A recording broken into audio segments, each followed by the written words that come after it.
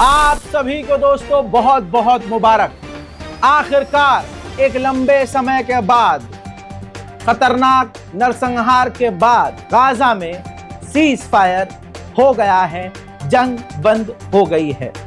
Qatar के PM ने ऐलान कर दिया है। भारतीय वक्त के मुताबिक रात लगभग 12 सवा 12 के बीच यह ऐलान किया गया। हालांकि रज़ा गराफी आपको 24 घंटे पहले सीज फायर की तमाम जानकारी पहले ही दे चुका था, लेकिन अब ऑफिशियल सीज फायर हो गया है। और आपको बता दूं कि गाजा के अंदर जश्न मना रहे हैं वो लोग जो इस नरसंहार से परेशान थे।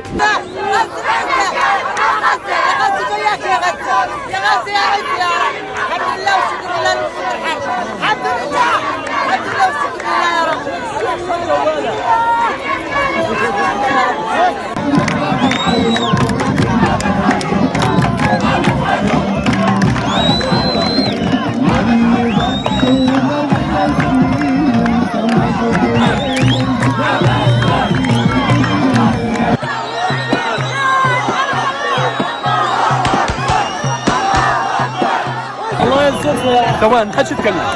الحمد لله رب العالمين. إن في الميدان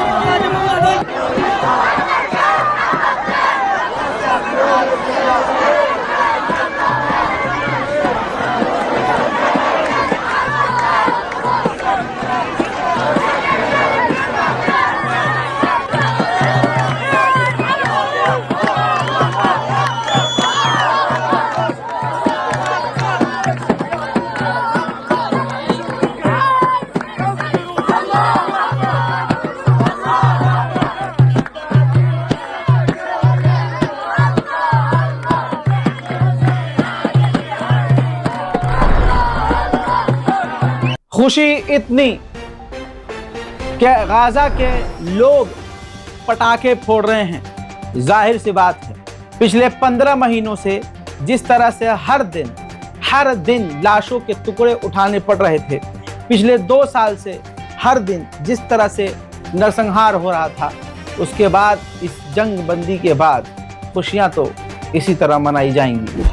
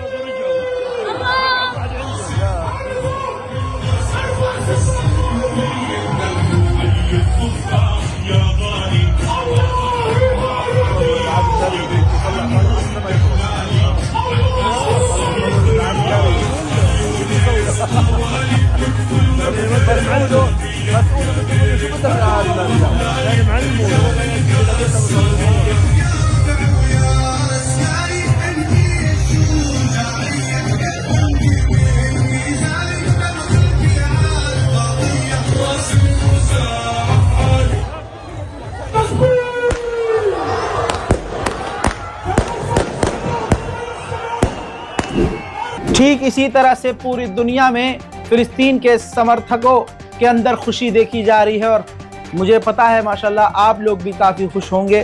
जो भी इंसान है, किसी भी मज़हब का है, उसको अगर ये नरसंहार पसंद नहीं आ रहा था तो उसको खुशी होगी। इसी तरह से लेबनान के लोगों ने भी पटाखे फोड़कर खुशियाँ मनाई हैं।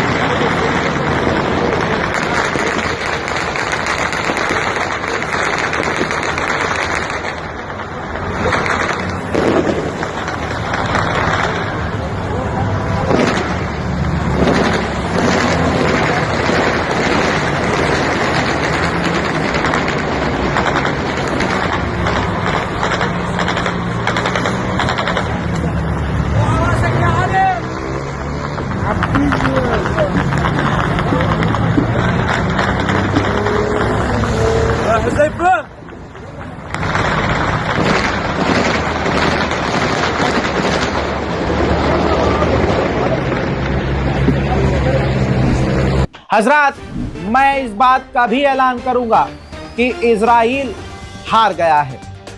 इजराइल भले ही डंका पीटे और कहे कि हम जीत गए हैं, लेकिन आप अच्छी तरह से जानते हैं कि कौन हारा और कौन जीता है। परसों की ही रिपोर्ट और कल की भी रिपोर्ट में मैंने एंटोनी ब्लिंकन का बयान बताया था, जिसमें एंटोनी ब्लिंकन अमेरिका के विदेश मंत्री ने इस बात को कंफर्म किया है कि हमास के बारे में जितना इजराइल ने कहा कि हमास कमजोर हो गया है, हमास के सैनिक मारे गए हैं, हमास की टनल बर्बाद हो गई है, ऐसा नहीं है। अभी भी ज्यादा टनल उसकी मौजूद है और अभी जितने सैनिक जितने हमास के लड़ा के मार दिए, उसी तरह से नए लोगों ने ज्वाइन कर लिया है हमास में।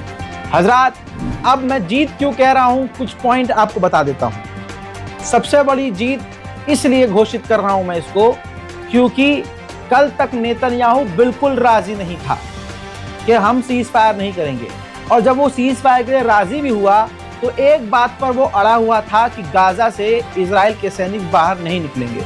लेकिन आपको बता दूं कि नेतन्याहू तैयार हो गया है। ये एग्रीमेंट में कंफर्म किया गया है कि गाजा के तमाम रास्तों से, तमाम कॉरिडोर से इजराइल की सेना बाहर निकल जाएगी।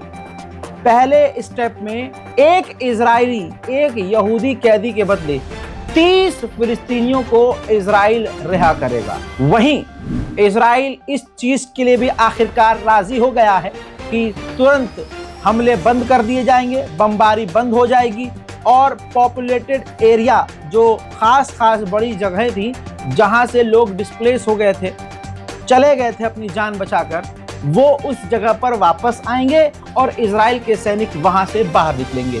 मेरे दोस्तों, ये जो पहला स्टेप होगा लगभग ये 42 दिन चलेगा और इंशाल्लाह आपको ये 42 दिन तक मैं अपडेट देता रहूंगा, तमाम अपडेट देता रहूंगा। चैनल को सब्सक्राइब कर लीजिएगा।